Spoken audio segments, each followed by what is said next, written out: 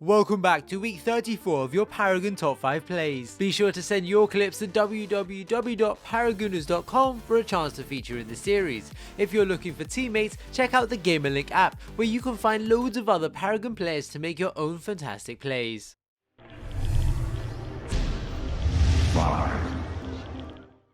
Jigsaw _1993 on Richter is supporting his Grim in lane, but it actually looks like he might be playing the ADC. He misses this pull on Murdoch, but dodges the Richter pull as Murdoch begins to attack him. He silences Murdoch and with the help of his minions is able to take him out. Meanwhile, Grim is unfortunate not to escape as he lands a great displacement, but Rampage is able to easily tower dive. Jigsaw does some great body blocking however, and with some help from the minions is able to keep Rampage under tower long enough for him to die. Richter lands a hook, but Jigsaw lands a counter hook, pulling him under tower to pick up a triple kill and his 5th of the game.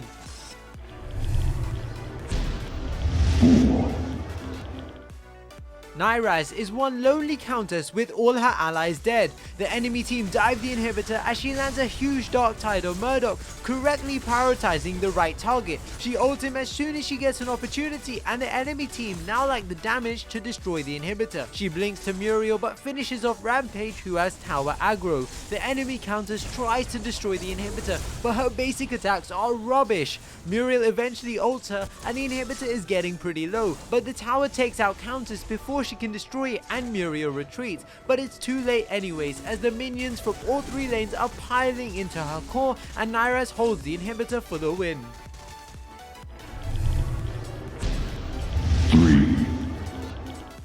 The enemy team are doing all Prime as the Fae and Countess watch from the shadow pool. They make their move when the Prime gets low enough, bursting it down and stealing the orb. The enemy team naturally retaliate as they are able to take Countess out, but Dark Ghost on Chimera is on cleanup duty as he dives right in. He immediately focuses Grim, killing him before Muriel has a chance to save him. He then focuses Muriel because her shields have been annoying him all game and her team are left watching helplessly as she dies. Rampage and Iggy can do little at this point and Countess unwisely runs past. Chimera leaps to her and ults her to avoid her doing any damage to the Fae. Iggy is kill number 4 with only mana for a single turret. Rampage, the sole survivor, accepts his fate and allows Chimera to pick up a pentakill.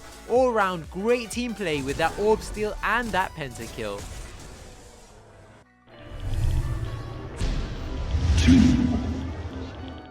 Time and time again, I've heard that if you're an inhibitor down, the game is going to be incredibly difficult to win.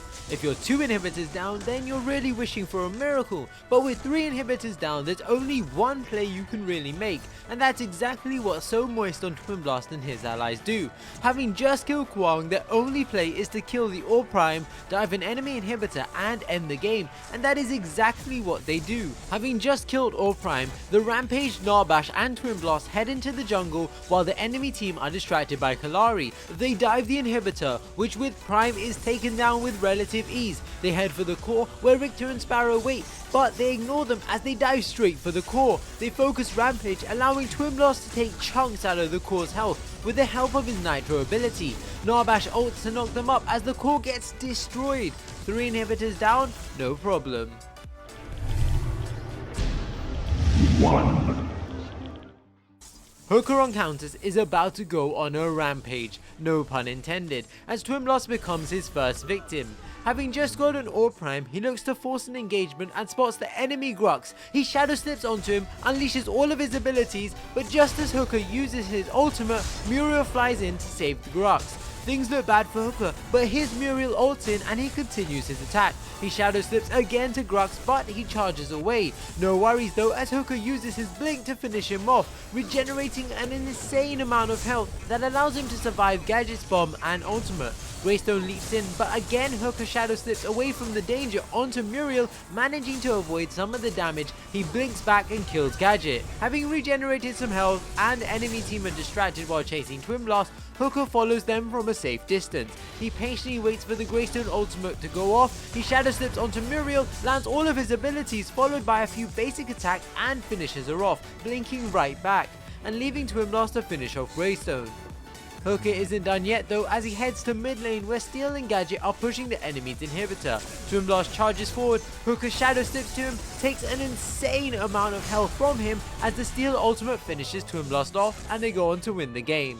Congratulations to Hooker for winning this week's Paragon Top 5 plays. This week's bonus clip comes from Han Korea on Rampage. He's running through the jungle for a gank on Howitzer in mid lane. He waits until Howitzer fires so he can get into travel mode, then runs up to him and proceeds to rock him right into the tier 2 tower.